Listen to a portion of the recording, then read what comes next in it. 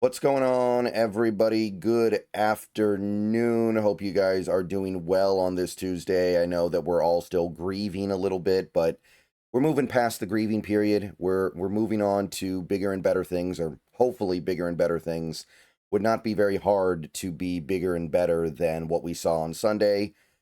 But yeah, we're still in that 48-hour period, I guess, and we'll be for a few more hours. But I did want to take this opportunity to pass on some good news from yesterday that I kind of glossed over. I didn't even really notice this because we got the Nick Emenwari announcement, and I was so caught up in that, I didn't even think about this really. I was aware of it on some level, but it didn't even really register with me. So let's talk about some good injury news to kind of contrast the Nick Emenwari news from yesterday. So please click the thumbs up button on this video. Subscribe if you're new. Click the bell for notifications. Become a channel member for $2 a month.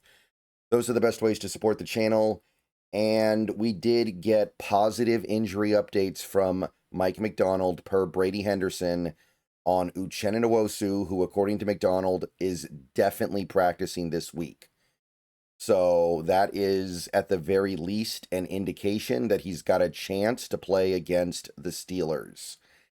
And that's obviously the big one, I think, for us, because we just need more edge rushers. Even if Nwosu isn't stellar, we just need more depth there. We need somebody else that can get it done at the position, because we were basically down to 3 guys for a lot of that game against the 49ers.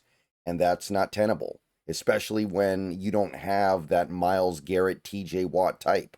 You've got good players, but you need a little bit more just for the rotation, just for the sake of the rotation. So he's definitely practicing this week, and that doesn't mean he's going to play. That doesn't necessarily mean he's going to play, but it's going to be a lot easier to get him to play knowing that he is at least going to practice. And does that offset the loss of Nick Emenwari? Hard to know. Maybe.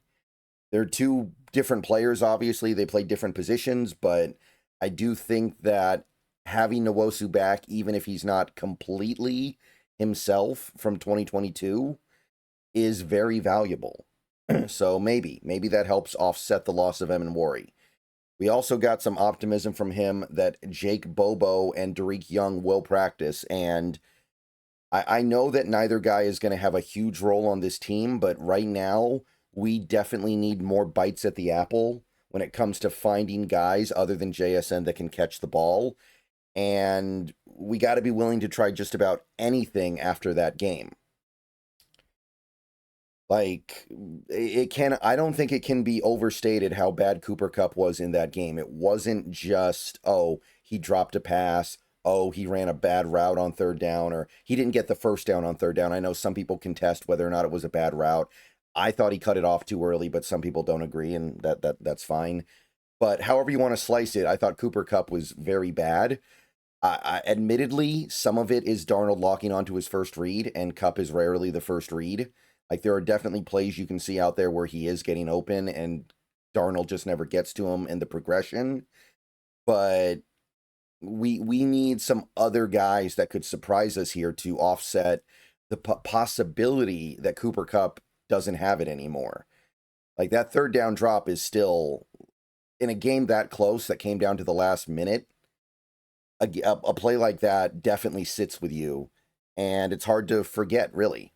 Before I go any further into this, I want to tell you a little bit about my friends over at Sleeper. Have you heard about the Sleeper app? It is the best way to experience and connect over sports together with other users. It's a one-stop shop for all your sports needs.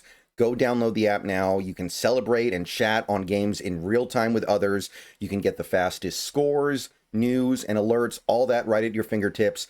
And of course, you can play in fantasy leagues and win real money on picks contests. So you can enjoy sports the way they were meant to be, together. Download the #1 sports app today. And when you go, use promo code SBN, that is SBN, and you'll get up to $100 match on your first deposit. Terms and conditions apply. See Sleeper's terms of use for details.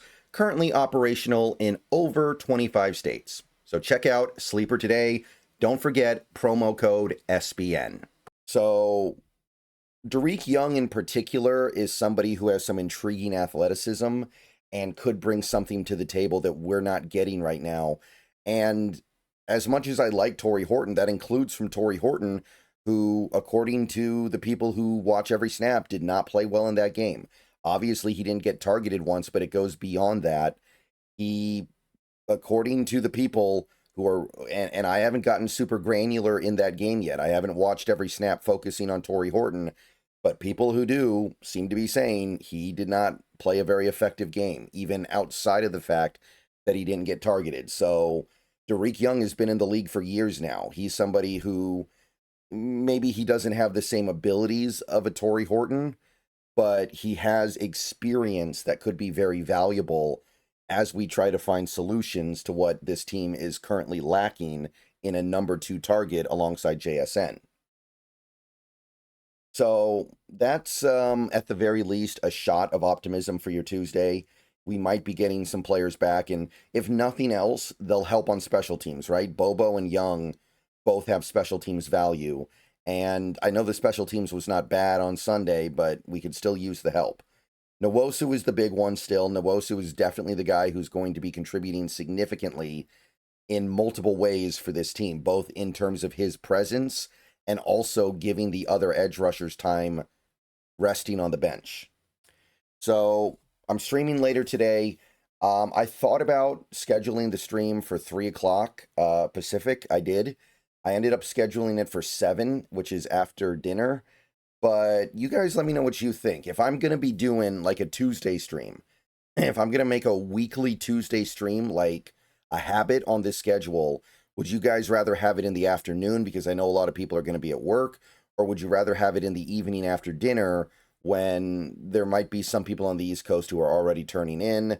I don't know. I thought about it. I want to hear what you guys think, though. Would you guys prefer a stream, like a midweek stream, to start at 3, more of a afternoon window? Because I remember me and the Hawks Nest used to do our stream pretty late in the evening, especially on Thursday because of Thursday Night Football, and we moved it to midday, and I was worried that people wouldn't show up because they'd be at work, but that actually didn't happen. It really didn't. If anything, things have been pretty much better in the afternoon.